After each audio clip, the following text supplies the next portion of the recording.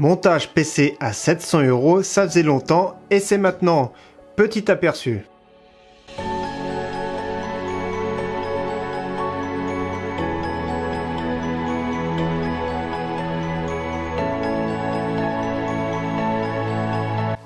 Salut tout le monde, c'est Flo et j'espère que vous avez la forme. Oui, ça faisait vraiment très longtemps que j'avais pas fait de vidéo montage PC parce que c'est compliqué, hein, vous savez les cartes graphiques, hein, c'est très difficile à en trouver. Alors donc j'espère que petit à petit on va réussir à en trouver. Déjà, il y a les entrées de gamme qui arrivent sur le marché, donc j'ai réussi à faire un PC à 700 €. Donc voilà, c'est assez compliqué, on aurait voulu un petit peu mieux, mais voilà, on essaye de faire quand même quelque chose de correct pour 700 €. Donc je vais vous présenter premièrement tous les composants, donc ils sont tous en face de moi, ensuite je vais faire le montage, je vais vous parler des performances bien sûr, et on fera la petite parenthèse sur la carte graphique, donc une petite parenthèse sur la RX 6500 XT. Donc premièrement, je vais commencer par vous présenter tous les composants. Donc ce que j'ai fait, je suis parti sur une base, un kit évolution que je vous présente régulièrement dans les vidéos bon plan, c'est le Core i5 10400. C'est le Core i5 10400F, un processeur Seeker 12 threads avec une carte mère en Z590 de la marque Gigabyte, et en plus de ça, il y a le Wi-Fi. Donc je précise bien sûr tous les composants que je vous présente, c'est dans la description.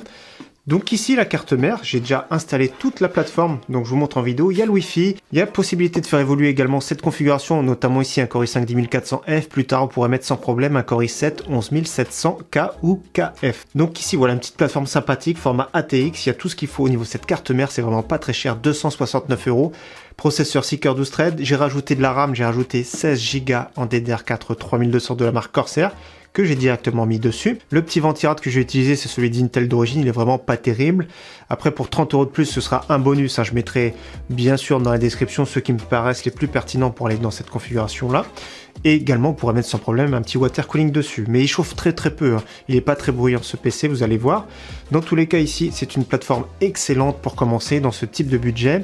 J'avais hésité avec le Core i3 12100F.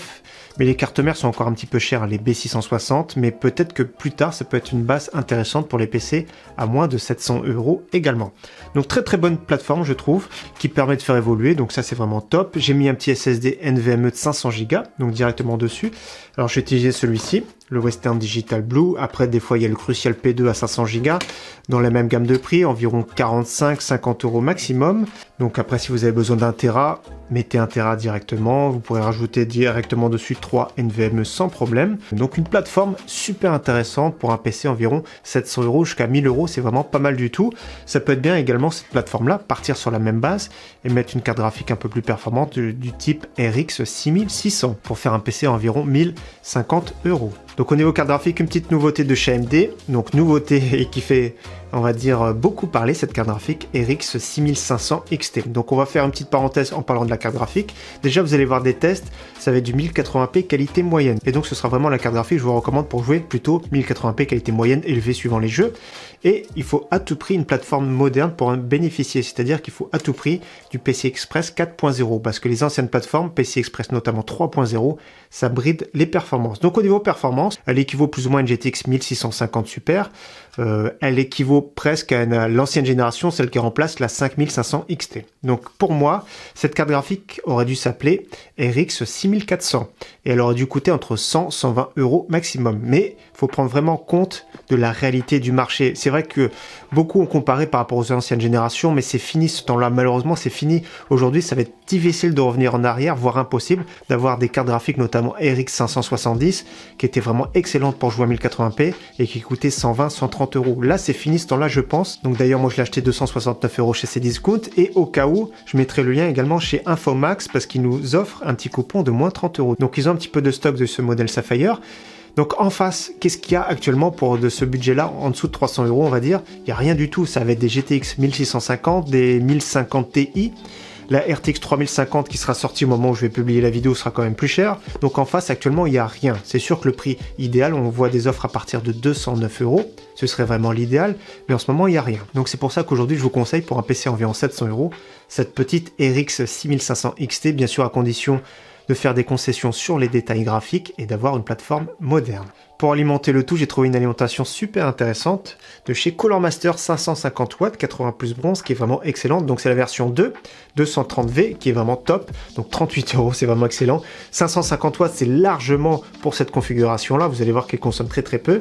Mais c'est large, donc plus tard, vous pourrez upgrade vers une plus grosse carte graphique. C'est vraiment super intéressant. Notamment RTX 3060 Ti, par exemple, ça passera sans problème dans une upgrade future. Donc je vais déballer. Donc je la connais déjà, cette alimentation, je l'ai eu entre les mains. Bien sûr, il y a le cordon, c'est pas toujours le cas. Et donc voilà, alimentation vraiment très très simple et qui sera efficace, 540 watts sur le 12 volts. Donc voilà, les petits cordons noirs, c'est pas du semi-modulaire, mais pour ce prix-là, il n'y a vraiment pas grand-chose en ce moment. Il y a énormément de choix au-dessus dans les budgets de 50-60 €. Donc après, bien sûr, c'est à vous de voir. N'hésitez pas à voir mon site, hein, tout ce qui est bon plan, au niveau des alimentations, au niveau des SSD, parce que cette vidéo va sortir fin janvier 2022, mais si vous voyez cette vidéo plusieurs mois plus tard, ça peut être bien de voir les prix qui seront plutôt à la baisse. Et donc pour finir au niveau boîtier, donc j'ai hésité beaucoup, c'est le composant que j'ai hésité le plus pour faire ce montage à 700 €. Donc je suis parti sur un boîtier de chez Ximatech, c'est la version Trio. Donc j'avais hésité, ce que j'aurais voulu prendre personnellement, c'est le boîtier Enermax. Il y avait le Makashi MK50 qui est vraiment super, mais j'ai déjà monté un PC dedans. Il y avait également le Enermax Liblusion qui était vraiment super intéressant. C'est celui-ci que j'aurais dû acheter, mais j'ai déjà monté un PC dedans également. Donc le but, c'est vraiment de vous faire découvrir aussi une nouveauté. Donc je mettrai les boîtiers, celui-ci bien sûr en description, que j'ai payé 48 €, donc un peu cher, mais il y a quand même 4 ventilateurs RGB dedans, du verre trempé, bonne capacité d'intégration. Donc j'ai voulu prendre celui-ci. Il y a d'autres modèles super intéressants également en ce moment. Donc celui-ci est intéressant parce que comme on voit sur la boîte, les cartes graphiques jusqu'à 32 cm, il y a beaucoup de cartes graphiques qui s'arrêtent à 31 cm. Ventirad également jusqu'à 17 cm, la plupart c'est 16 cm, donc ça peut accueillir également de gros ventirad. Également water cooling de 240 mm sur le top, donc bonne capacité d'intégration. C'est pour ça que j'ai choisi celui-ci, mais autrement, comme je vous ai dit, j'aurais pris le Enermax Liblusion. Donc on va juste démonter la vitre en verre trempé. Donc verre trempé 4 mm d'épaisseur, il est protégé des deux côtés, mais il faut quand même faire attention. Pourquoi? Parce que le verre trempé, bah, c'est fragile tout simplement. Donc voilà, 4 ventilateurs, je vous montre hein, directement d'origine. Donc 4 ventilateurs, c'est vraiment top. Il y a ce qu'il faut. Comme vous voyez, il y a du mesh en façade, donc j'ai pris un bon compromis qui soit esthétique, un bon flux d'air et avec une bonne upgrade future, c'est-à-dire niveau ventirad, niveau water cooling sur le top. Donc j'ai vu qu'il passait à condition d'avoir de la RAM low profile, le 240 mm sur le top. Faut en tenir compte bien sûr parce que des fois la RAM elle gêne, donc là il n'y a vraiment pas de souci ici. Donc voilà, bonne configuration je trouve, 700 €. Je vais faire le montage, je vais vous parler ensuite des performances. On se retrouve après ça.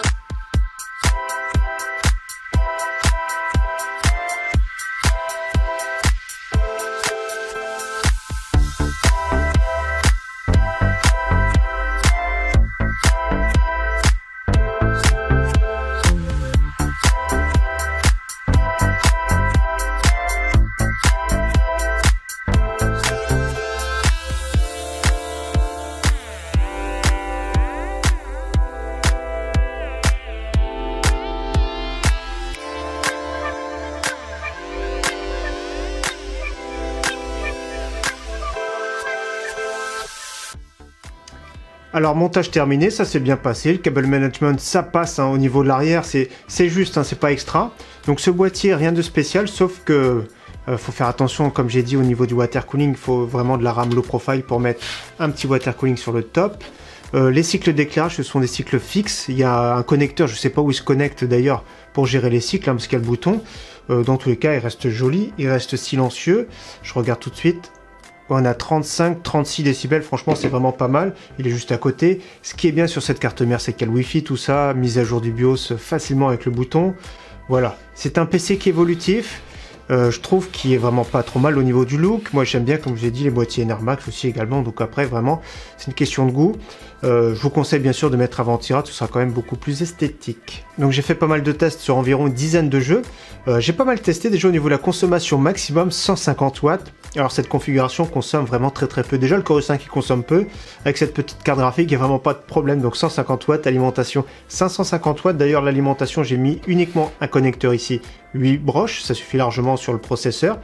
Donc vous inquiétez pas, il y a de plus en plus de cartes mères qui ont de plus en plus de broches, il y a du 4 broches, il y a du 8 broches. 8 broches uniquement ça suffit si vous n'avez pas un très gros processeur comme un Core i9 ou avec un gros overclocking par exemple. Donc c'est un boîtier sympa, je sais pas ce que vous en pensez, voilà. Configuration vraiment très honorable pour ce prix là. Donc on va parler maintenant des performances bien sûr. Donc performance, j'ai fait beaucoup de tests, hein, comme je vous ai dit. Premièrement j'ai testé le 3D Mark, le fameux 3D Mark, j'ai atteint 5139 points. Donc 3D Mark, moi je le dis à chaque fois, à partir de 4000 points, c'est vraiment bien pour jouer en 1080p de façon honorable, on va dire. Donc là, 5139 points, c'est vraiment pas mal pour ce PC. Hein. C'est pas si mauvais que ça. Ensuite, on passe sur Rainbow Six Siege en élevé. J'ai fait une moyenne de 244 FPS, c'est vraiment excellent. Ensuite, j'ai testé le benchmark de Tomb Raider, qualité moyenne 83 FPS. Cyberpunk, qualité moyenne, là c'est quand même beaucoup plus compliqué, malgré tout sur un jeu solo ça passe 45 de moyenne. Ce type de jeu vraiment hyper gourmand sera plus en qualité faible. Mais vous avez vu, hein, si ça passe sur Cyberpunk, ça passe sur pas mal de jeux. Autrement, Warzone en réglage personnalisé, je vous laisse voir les réglages. C'est vrai que c'est assez difficile, Warzone est très exigeant, il faut au moins 16 Go de RAM de toute façon. J'ai fait environ 80 FPS de moyenne. Apex en réglage personnalisé également, parce que c'est difficile, il n'y a pas de pré-réglage prédéfini on va dire, j'ai fait 139 FPS de moyenne.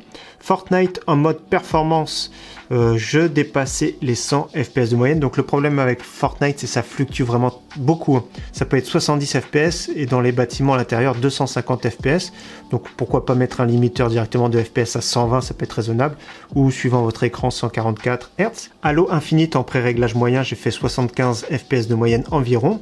PUBG en réglage moyen 148 FPS et CSGO en réglage élevé 150 FPS, c'est vraiment très correct. Donc sur pas mal de jeux, il n'y a vraiment pas de souci. Les jeux qui sont vraiment très gourmands, c'est plus compliqué, donc faut faire des réglages personnalisés ou jouer entre faible et moyen.